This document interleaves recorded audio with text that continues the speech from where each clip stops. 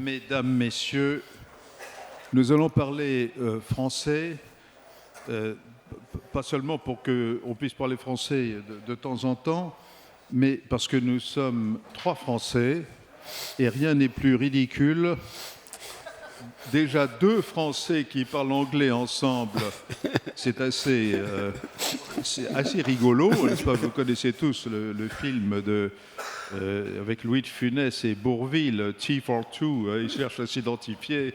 Moi, c'est une des séquences les plus drôles du répertoire de Louis de Funès. Mais à 3, alors là, vous passeriez votre temps à vous esclaffer, ce qui serait dommage parce que nous allons être assez sérieux aujourd'hui.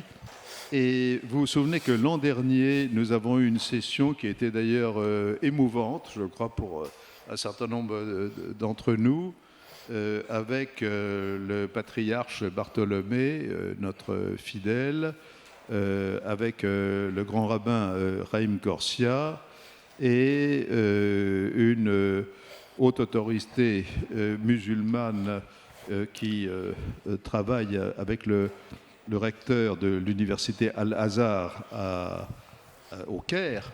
Et ce débat qui se passait juste après l'attaque du 7 octobre avait été d'une réelle profondeur et tolérance et assez remarquable. Alors, le petit débat d'aujourd'hui, il y a une personne que je ne citerai pas explicitement qui est assise au premier rang, de sexe féminin, qui m'a dit, l'an dernier, il m'a dit ce serait peut-être intéressant qu'on organise une discussion avec peut-être des chercheurs français ou des gens qui ont réfléchi au phénomène de l'islam sous l'angle politique, mais avec une vraie réflexion scientifique approfondie. Et j'ai pris cela au mot.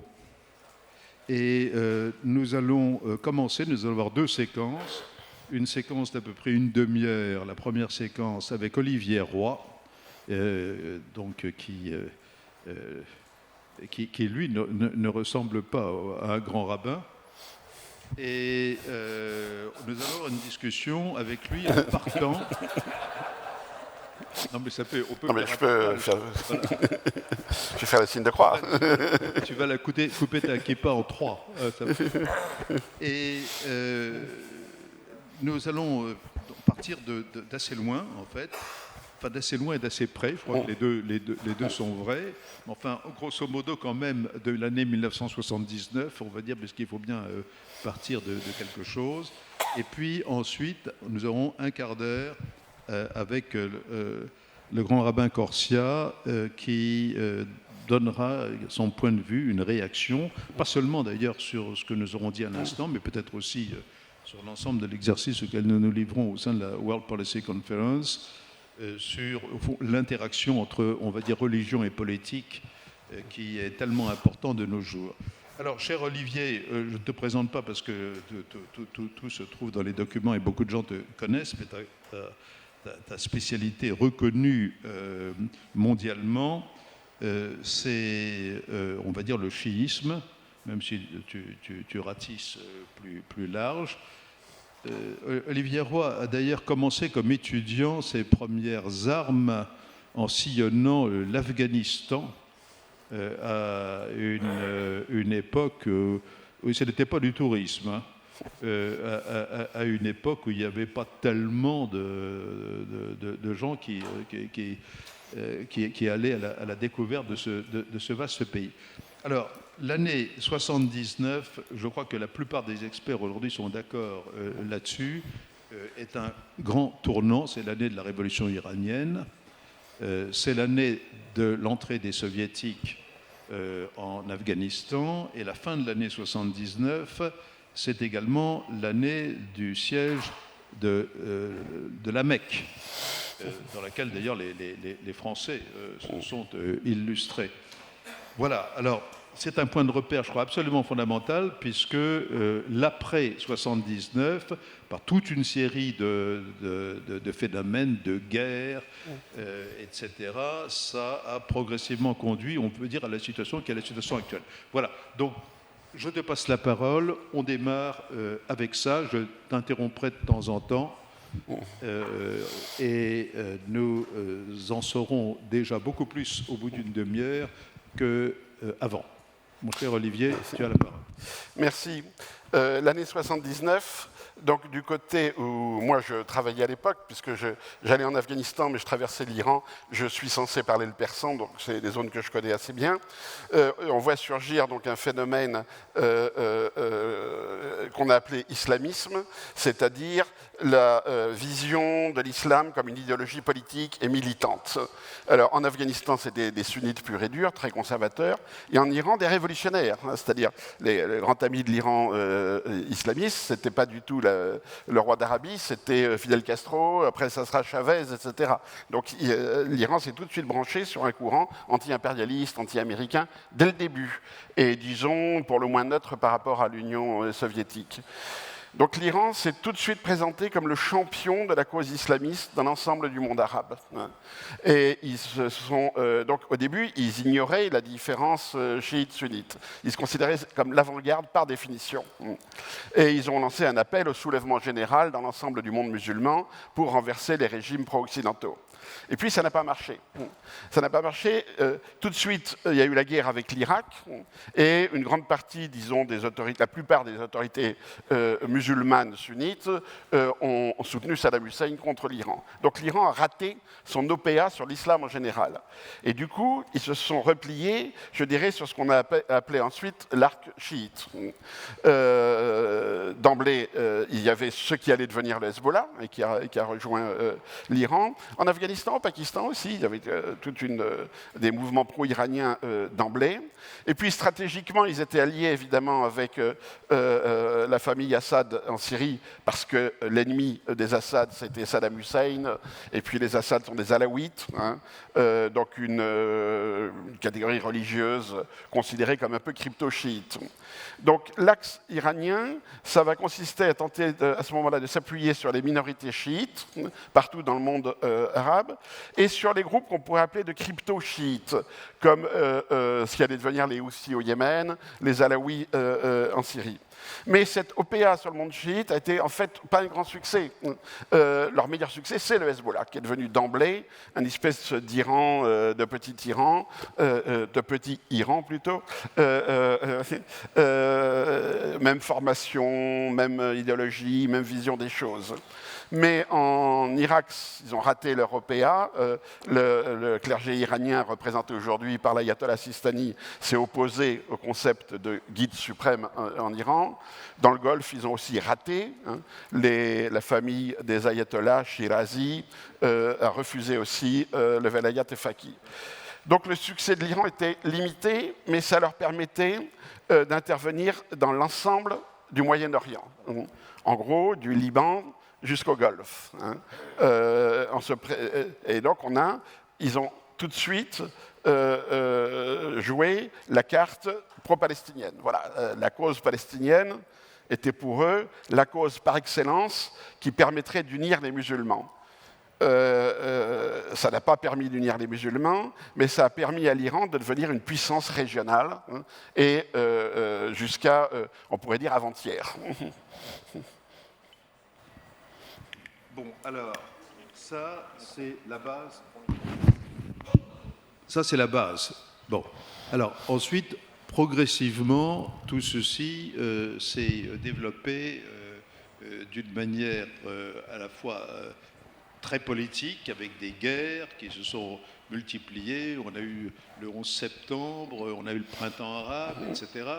Alors, la question qu'on peut se poser aujourd'hui, après cette vague donc, qui prend ses sources en 1979, la question qu'on peut se poser aujourd'hui, et particulièrement depuis la chute de Bachar, c'est est-ce qu'on arrive à la fin de cette vague ou de ce tsunami, pour prendre aussi une métaphore très utilisée, ou plus précisément, est-ce que on est à l'aube d'une séquence qui serait entièrement nouvelle? Alors, par exemple, hier, Anouar Gargash a présenté une vision très remarquable, notamment par sa tolérance et par sa sagesse, mais quand même assez optimiste aussi. Donc est-ce qu'on peut imaginer, en effet, sur la base historique laquelle tu viens de nous introduire, est-ce qu'on peut imaginer qu'effectivement qu'il y ait une chance que l'on entre dans une nouvelle séquence, ce qui supposerait que les Iraniens eux-mêmes soient prêts à le faire, et pas seulement eux, ou est-ce qu'on peut imaginer au contraire qu'on joue des prolongations, où ce serait plutôt l'esprit de la guerre qui l'emporterait sur celui de la recherche de la paix? Alors, le fait que l'Iran ait joué essentiellement la carte chiite et la carte militante, anti-impérialiste, anti-sioniste, etc., a laissé de côté ce qu'on pourrait appeler un peu les masses sunnites. Et il y a eu du côté des sunnites une radicalisation qui s'est faite essentiellement sous l'étiquette djihadiste, avec Al-Qaïda d'abord, et surtout avec ISIS en Syrie plus tard. Et le djihad d'Al-Qaïda et de ISIS est un djihad global. Leur objectif n'a jamais été régional. Ils parlent très peu de la Palestine. Évidemment, ils ont un discours anti-israélien, mais ils n'ont jamais soutenu les Palestiniens. Et ils ont au contraire mené la guerre au cœur de l'Occident, avec le 11 septembre, avec les attentats en Europe, etc. Donc cette vague djihadiste, qui commence en 1995, et qui pour moi s'est terminée tout récemment.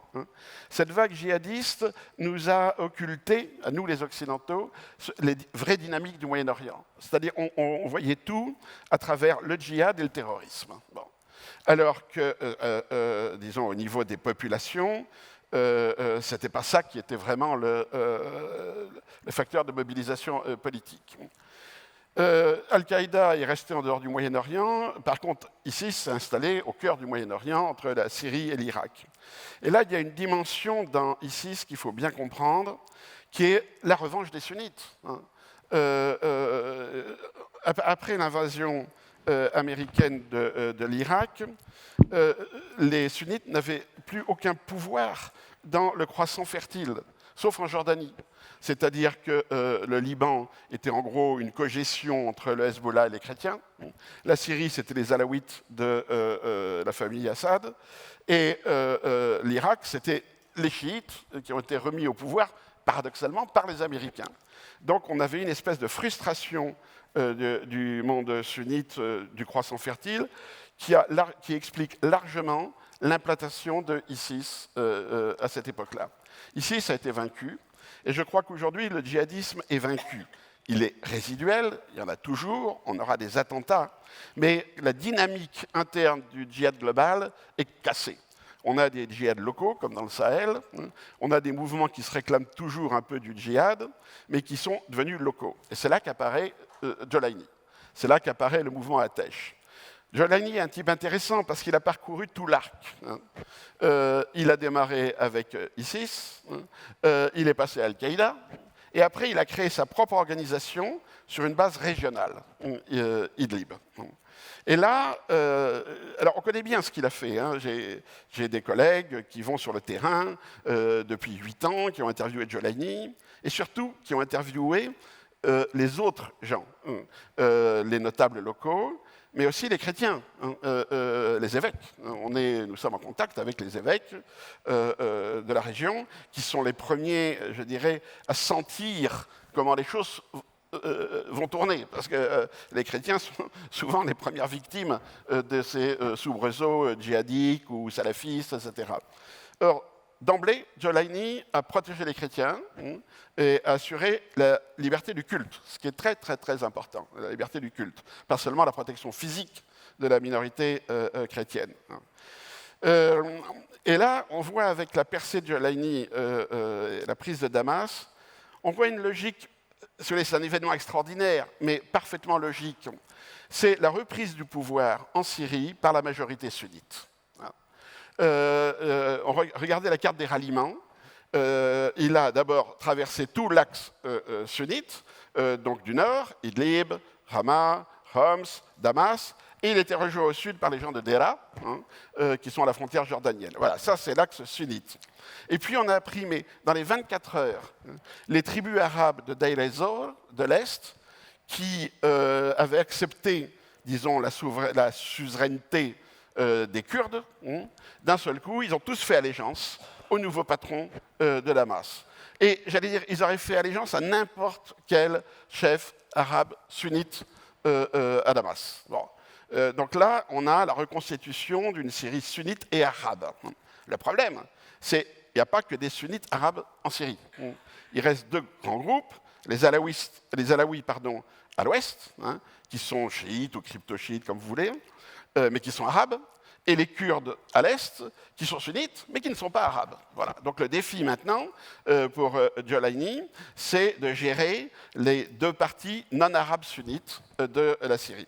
Il suffit qu'il s'allie à un des deux, et c'est déjà, j'allais dire, la stabilité assurée. Bon. Mais le projet ici, c'est de reconstruire une Syrie multiconfessionnelle, mais à dominante arabe sunnite. Et cette Syrie-là n'a pas de prétention d'expansion, elle n'a pas de prétention à représenter le sunnisme dans le monde ou l'islamisme dans le monde, etc. Donc, quelle que soit la forme du régime, on n'en sait rien, ça on verra, mais on a une Syrie qui va rester dans ses limites territoriales et qui ne sera pas un facteur de déstabilisation des voisins. C'est plutôt le contraire qui va se passer. On aura les voisins qui auront un effet de déstabilisation en Syrie. Donc la question clé maintenant, c'est de modérer tous les voisins par rapport à la Syrie, pour laisser la Syrie s'installer, disons, comme un État-nation sur un territoire qui est reconnu par la communauté internationale. Donc ça ne pose pas de problème fondamental. Donc le tournant, il est là. La fin du djihad global, la fin de l'appel à l'unité du monde arabe contre l'ennemi sioniste, etc. C'est complètement fini. Alors, les accords d'Abraham avaient montré que c'était déjà fini pour toute une partie du monde arabe. Mais le fait que, le monde arabe a abandonné les Palestiniens, voilà, ça c'est clair, c'est évident, même si sur le plan de l'émotion, il y a quelque chose évidemment qui touche l'opinion publique arabe, politiquement, stratégiquement, il n'y a plus de guerre israélo-arabe, c'est fini. Il y a un conflit israélo-palestinien qui va durer, ça c'est clair. Et alors le changement en Syrie libère dans le fond tous les non-dits des accords d'Abraham. C'est-à-dire que maintenant, on voit les États arabes se replier sur des intérêts nationaux.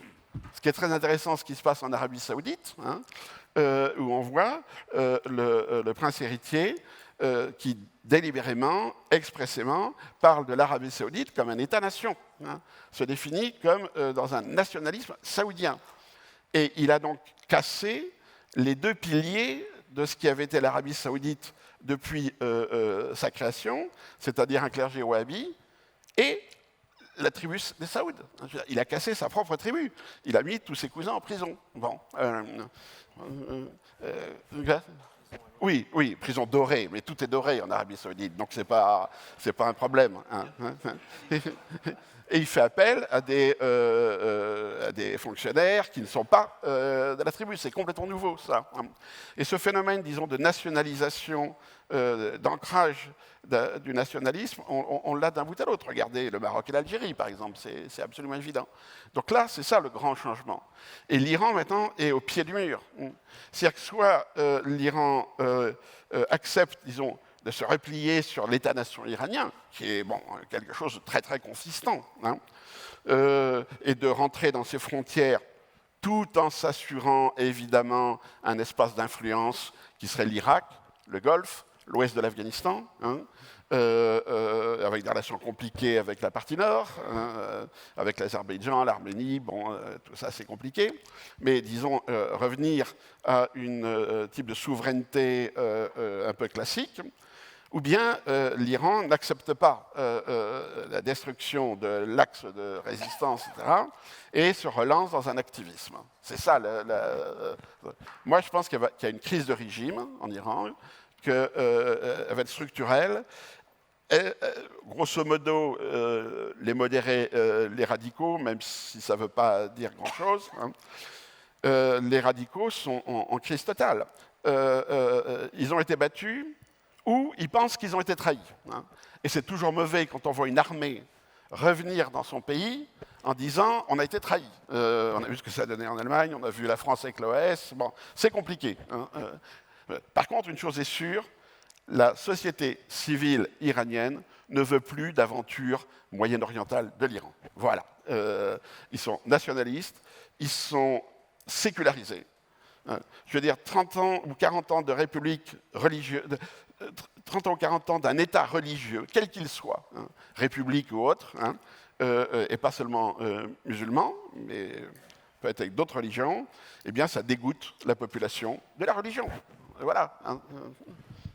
Alors, tout cela est d'une très grande clarté, mais est-ce qu'on peut dire, pour simplifier tout ça, qu'au fond, l'expression du nationalisme arabe, après la décolonisation, s'est faite à travers un modèle au fond occidental, je dirais même presque français, hein, c'est-à-dire un mélange de laïcité et de socialisme à façon arabe, si je puis dire, et tout ça avec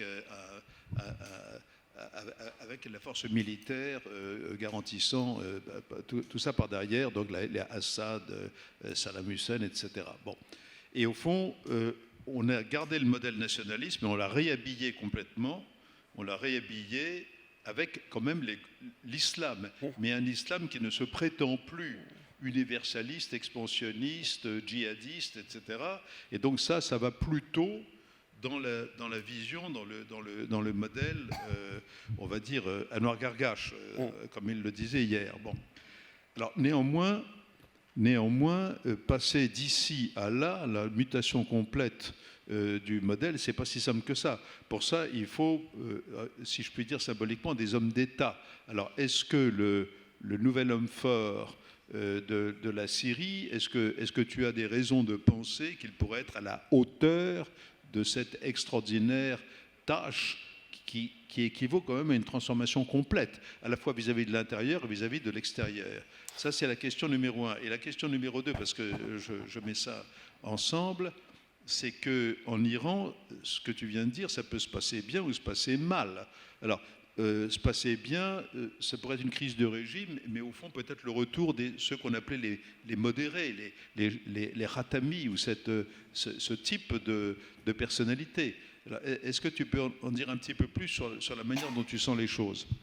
Alors pour Giuliani, comme je disais tout à l'heure, on l'a vu à l'œuvre pendant les 8 ans où il a gouverné la région d'Idlib. Bon. Qu'est-ce qu'il a fait? Il n'a pas imposé son parti. Il a récupéré les notables locaux et il a donné une autonomie au clergé musulman local. Le paradoxe, c'est que ce clergé est très très conservateur et a reproché à Giuliani de ne pas faire appliquer la charia. Alors, comme toujours, quand on parle de charia, qu'est-ce qui est en jeu? Les femmes. Bon, ça c'est une règle absolument générale.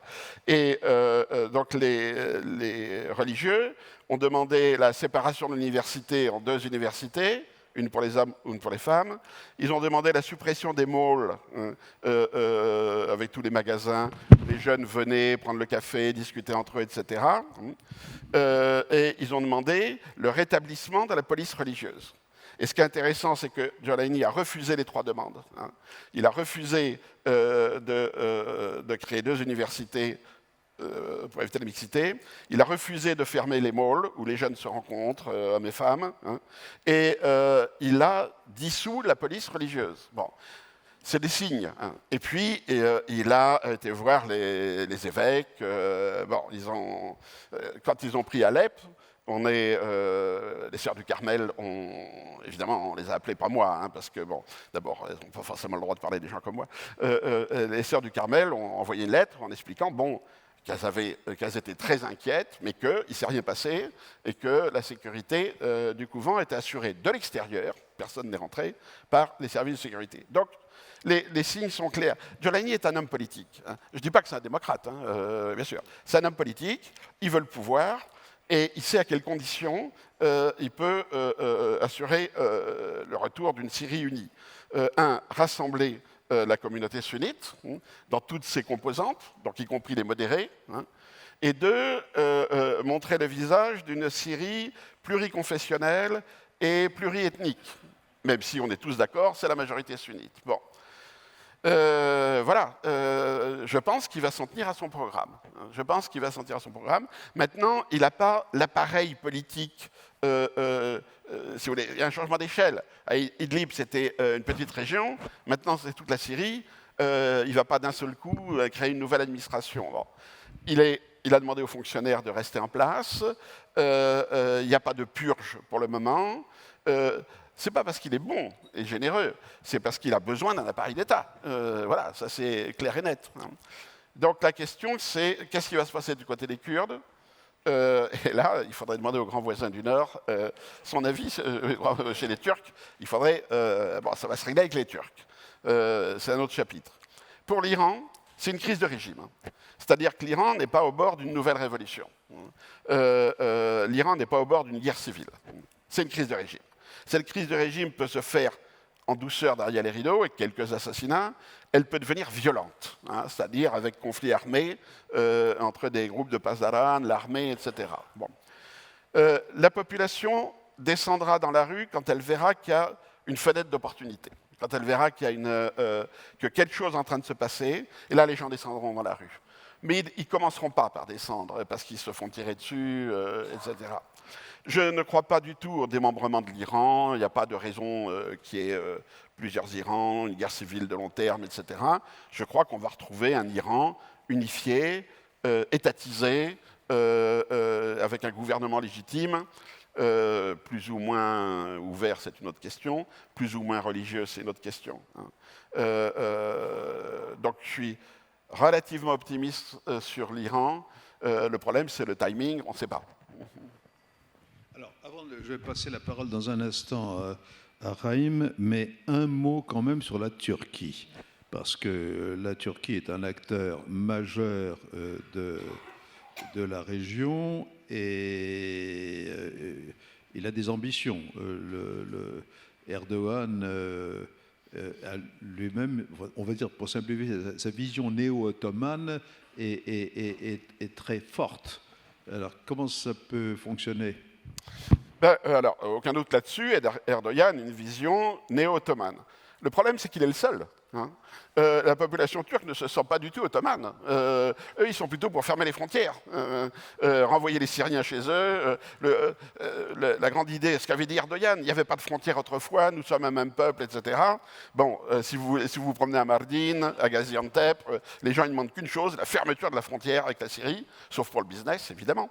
Mais enfin, on fait de la contrebande à ce moment-là, donc ça compense. Mais voilà, il n'y a pas de vision néo-ottomane dans la nation turque. L'appareil d'État turc est turc. Ils n'ont pas une politique néo-ottomane. Bon.